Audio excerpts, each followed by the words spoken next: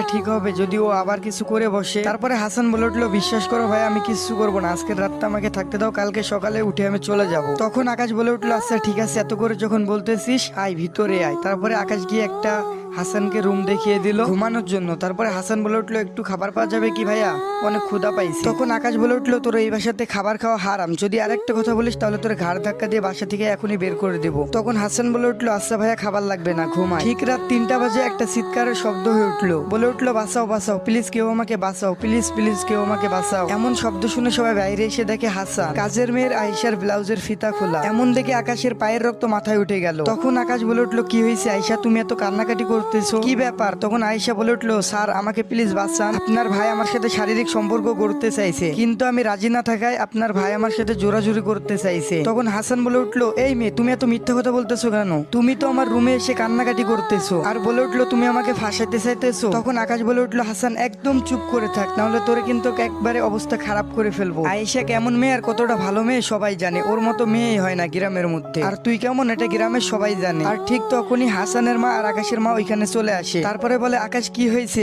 আর আয়েশা তুই কান্না করতেছিস কেন? তখন হাসান বলে উঠলো, খালা আমি আপনাদের বাসায় আর কাজ করবো না, আপনার ছোট ছেলে আমাকে ধর্ষণ করতে চাইছিল। তখন আকাশের মা বলে উঠলো, আয়েশা তুই এসব কি বলতেছিস? তখন আকাশ বলে উঠলো, হ্যাঁ মা, ও যা বলতেছে সব সত্যি বলতেছে, আমি বুঝে গেছি মা। হাসান কি চায়? হাসান চায় আমাদের এই সমাজে মান সম্মান সব ধুলোয় মিশে যায়। তারপরে হাসানের মা আর কিছু জানতে না চেয়ে হাসানের কাছে এসে 2 গালে থাপ্পড় দিয়ে গাল দুটোকে একেবারে লাল করে ফেলে এবং হাসানের চোখ দিয়ে পানি বেরিয়ে আসে। তারপরে বলে উঠে, তোর মতো কুলাঙ্গার সন্তান এই পেটে ধরছিলাম, বিশ্বাস হচ্ছে না, নিজের বাবাকে তো 10 বছর আগে একেবারে খেয়ে ফেলেছিস, এখন আবার আরেকজনকে খাইতে চাইছিস, আর কতজনকে খাবি? তখন হাসান বলে উঠলো, বিশ্বাস করো মা, তোমার কসম আমাকে এখানে ফাঁসানো হচ্ছে। তখন হাসানের মা বলে উঠলো, ওই মুখে আমার নাম নিবি না, আর তোর ওই মুখে আমার কসমও কাটবি না, তোর মতো ছেলে আমার দরকার না। আর ঠিক তখনই হাসানের মা বলে উঠলো, তুই যদি এই বাসা থেকে বেরিয়ে না যাস তাহলে তুই আমার ক্ষতি দেখবি, আর এটাই হলো আমার আদেশ, এখন তুই ভেবে দেখ কি করবি। তখন হাসান বলল, মা সকালে যাই। তখন হাসানের মা বলল, এই মুহূর্তে এখনই তুই আমার চোখের সামনে থেকে বেরিয়ে যাবি। আচ্ছা ঠিক আছে মা, আমি চলে যাব, তোমার আদেশ আমি পালন করব। তবে একটা কথা মনে রেখো মা, আমি একটা কথা বলে গেলাম, বাবাকেও আমি হত্যা করি নাই, আর এই মেয়েটারও আমি কিছু করি নাই, আমাকে ফাঁসানো হয়েছে। ভালো থেকো মা, কেউ একজন চায় না আমি এখানে থাকি, কিন্তু তোমার জন্য তোমার এই পাপি ছেলেটা সবসময় দোয়া করবে। যেই দিন মা আমি এই মিথ্যা অভিযোগ থেকে বেরিয়ে আসবো, সেই দিন আমি তোমার সামনে আমার এই মুখটা দেখাবো, তার আগে আমি কখনোই দেখাবো না। তখন আকাশ বলে উঠলো, তোকে আর বেশি কথা বলতে হবে না,